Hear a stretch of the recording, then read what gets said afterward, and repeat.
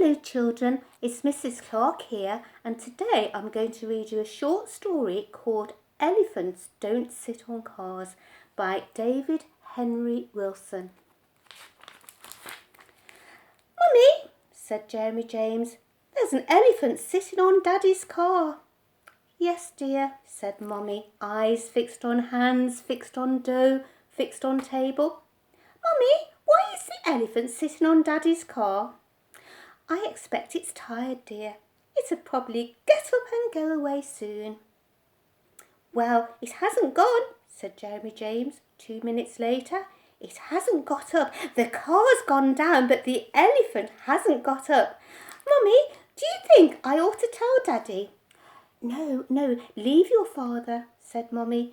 You know he hates being interrupted when he's working. Daddy's watching a football match on television. If Daddy says he's working, he's working. Well, there's an elephant sitting on his car, said Jeremy James.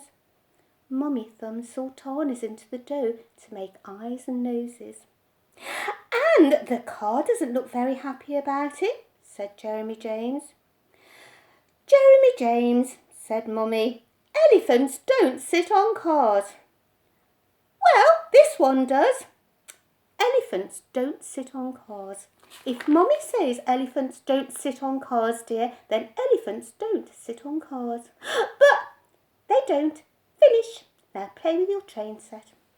Jeremy James sat on the carpet and played with his train set and thought about the elephant on Daddy's car and thought about how stubborn mummies can be when they want to be and how if he was a mummy and his son said there was an elephant on Daddy's car, he would say, "What a clever boy," and "Thank you for telling me," and "Here's some money for an ice cream," instead of just "Elephants don't sit on cars." "Go," said the television set in the sitting room. "Go," said Daddy hard at work. And the elephant was still sitting on Daddy's car. "Mummy," said Jeremy James, for the latest development really couldn't be ignored. "Mummy, the elephant has just done its number 2 all over Daddy's car." But Mummy's face merely twitched like a fly-flicking elephant's ear, and she said nothing. "Gosh, and what a number 2! Mummy, you should see the elephant's number 2. Mummy, why do elephants do such big number 2s? I can't do a number 2 like that. Mine isn't even 1,000th as big as that. What a number 2! Jeremy James, if you go on talking like that, I shall send you straight to bed. Now play with your train set and let's have no more elephant talk and certainly no more talk about number 2s. Do you hear? Yes, Mummy. No number 2s. Anyone would think that number 2s were unhealthy. Only look at what happened when you didn't do your number 2. Then it was, "Jeremy James, have you done your number 2?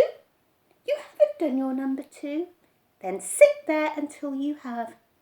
Now tell them an elephant's done his number 2 on Daddy's car and suddenly it's rude.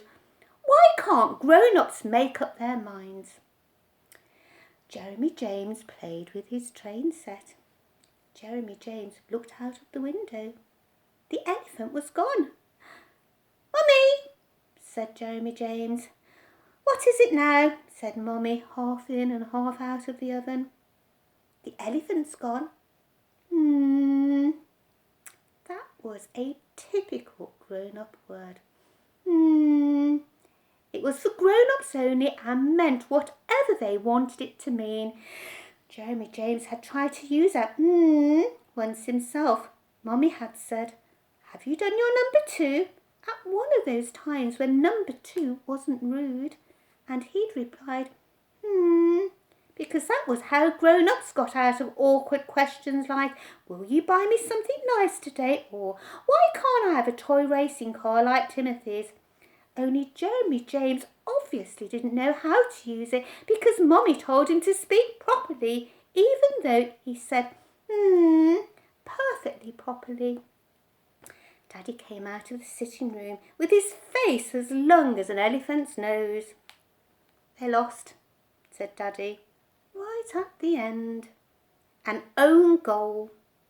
Then Daddy leaned on the kitchen doorpost as he always did when he'd been working, and sometimes when he was working, and watched Mummy working, presumably to make sure she was doing everything right.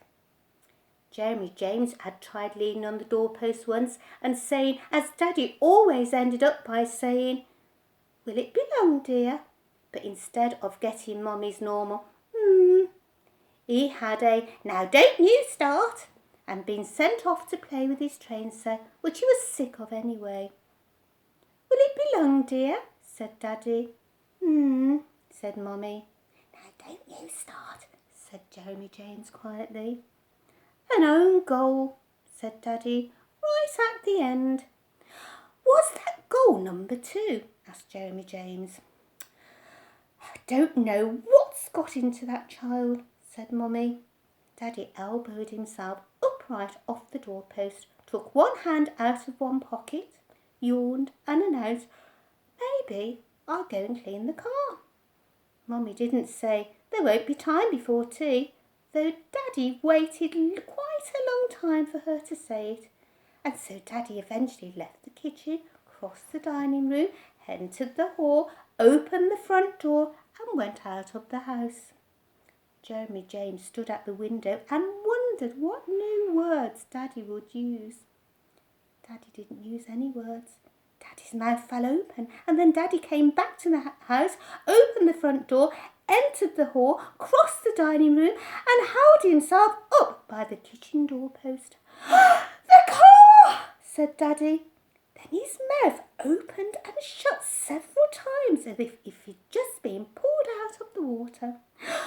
"The car," he said again. "What's the matter with it?" said Mummy, spreading hand cream over the bread. "It's ruined! It's ruined! It looked as if it's been completely squashed, completely and utterly squashed."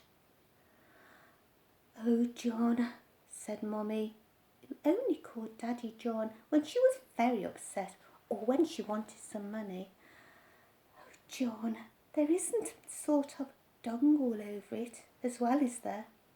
"Yes," said Daddy, "there jolly well is. I've never seen anything like it either. Must have been a herd of cows dancing on the thing." "It wasn't a herd of cows," said Jeremy James. "It was an elephant, and I saw it, and I told Mummy, but she wouldn't listen." "An elephant?" said Daddy. "You saw an elephant on the car?" "Yes," said Jeremy James, "and I saw it do its number 2 as well." "Then why didn't one of you tell me?" said Mummy, and Jeremy James played with his train set. The end.